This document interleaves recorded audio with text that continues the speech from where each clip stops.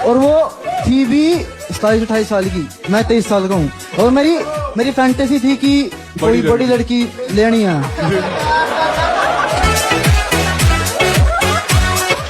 तो भाई आगरा चले जाता। वो कहती कहाँ चलेंगे, तो मैंने कहा चलो वहाँ चलते हैं, मेरी साइड जहाँ मैं रहता हूँ।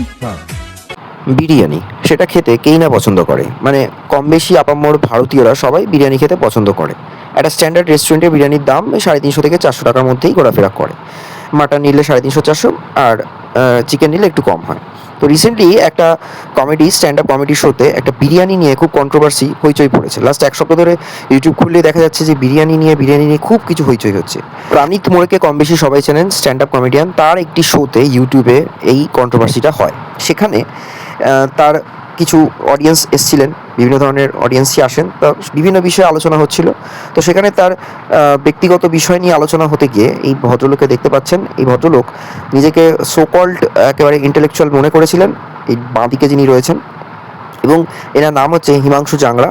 তিনি একজন গুরুগ্রামের অর্থাৎ এনসিআর রিজিয়নে একটা ডিজাইন কোম্পানিতে, মানে ফ্যাব্রিক ডিজাইন কোম্পানিতে তিনি মার্কেটিং এজেন্সি হিসেবে কাজ করেন।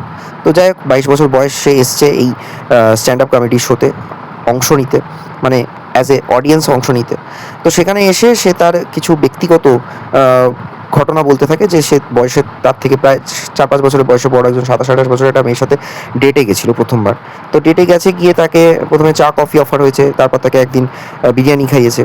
তা কোথাও তার মনে হয়েছে যে হয়তো তার সাথে রিলেশন কন্টিনিউ করা যাবে না, ভেবে সে ভাবলো যে সাথে আর কন্টিনিউ রাখবো না, কন্ট্যাক্ট রাখবো না। পরে তার নাকি মনে হয়েছে যে 370 টাকার বিরিয়ানি খাইছি, এরকমভাবে তো ছেড়ে দেওয়া যায় না। তো তার সাথে একবার হলেও একটা ক্লোজনেস রেখে যা করার করে নিতে হবে। মানে ভাবুন তার কতটা চিপ মেন্টালিটি, যে সে 370 টাকার নাকি তার কাছে একটা ইনভেস্টমেন্ট মনে হয়েছে, এবং সে দিয়ে সেই মেয়েটির সাথে ওয়ান নাইট স্টে করতে চাইছে বা কিছুটা মুহূর্ত ক্লোজনেসভাবে কাটাতে চাইছে। সে ডিরেক্টলি আর বলেনি যে কী করতে চাইছে, বাট বুঝে নিতে হবে, এবং সে ক্যাজুয়ালি সেটা বলছে সেই স্ট্যান্ড আপ কমেডিতে গিয়ে। এবং সেটাকে নিয়ে যিনি অ্যাঙ্কারিং করছেন অর্থাৎ প্রাণিত মোড়ে, তিনি রীতিমতো এটাকে নিয়ে বেশ খিল্লি মারছেন। তা প্রাণিত মোড়ে ব্যাপারটা প্রথমে বুঝতে পারেনি যে ব্যাপারটা এতটা ভাইরাল হয়ে যাবে ইউটিউবে, এবং এটা ইউটিউবে টেলিকাস্টও হয়েছে। তারপর সেটা নিয়ে এত জল গড়াতে থাকে যে পরবর্তী সময়ে যে কোম্পানিতে ছেলেটা কাজ করে সেখানে লোকজন খুঁজে বের করে যে সে কোথা থেকে বিলং করছে, কোন কোম্পানিতে কাজ করতে। সেই কোম্পানির যে সিইও রয়েছে তাকে লোকজনকে গালাগালি দিতে শুরু করে, তখন সে বাধ্য হয়ে তাকে টার্মিনেট করে। ওই টক শোতেই বা ওই কমেডি শোতেই আরেকটি ডাক্তার এসছে, সেজাল পাওয়ার বলে, এই দেখতে পাচ্ছেন সেজাল পাওয়ার। তিনি আবার বলছেন যে এমবিবিএস পড়াকালীন সে বিভিন্ন মানুষের যে অর্গানগুলো নিয়ে যে স্টাডি করতে হয়, সেখানে একটি পুরুষাঙ্গ তার কাছে কীরকম লেগেছে, সেটা তার কাছে খিলনা লেগেছে, খেলার বস্তু লেগেছে, এবং সেটাকেও সে স্ট্যান্ড আপ কমেডিতে সে এক্সপ্লেন করছে। মানে এই ডাক্তার না কি এ হর্নি জিনিস, নাকি এ কামাসূত্র পড়ছে, নাকি এ এক্স ভিডিওস বানায়, নাকি এ কোনো পর্ন ইন্ডাস্ট্রির সাথে যুক্ত, ভগবান জানে। সব কটার মধ্যেই যেন যৌনতা নিয়ে এসে সেটাকে খিল্লি বানানোর চেষ্টা করা হয়েছে। এবং লাস্ট ইয়ার আমার মনে আছে বাইসেপস বলে যে অনুষ্ঠানটা হতো, সেটাতেও রীতিমতো রণবীর আলাভাদিয়া বলে একটি ছেলে ছিল, সে যথেষ্ট হিউমিলিয়েট হয়েছিল তার এই অনুষ্ঠান, এবং সে একটা অনুষ্ঠান গিয়ে কিছু কথাবার্তা বলেছিল। তো এই ঘটনাগুলো চলতেই থাকছে, এবং আমার মনে হয় এগুলো নিয়ে সেন্সর বোর্ড বা ট্রাই অথবা আমাদের তথ্য প্রযোজক যদি একটা কিছু নিয়ম লাগু করে, তবে সেটার ওপর একটা জাস্টিফিকেশান এবং প্রপারভাবে জিনিসটা চলবে, যে কোনো জিনিসটা খিল্লি করা নয়।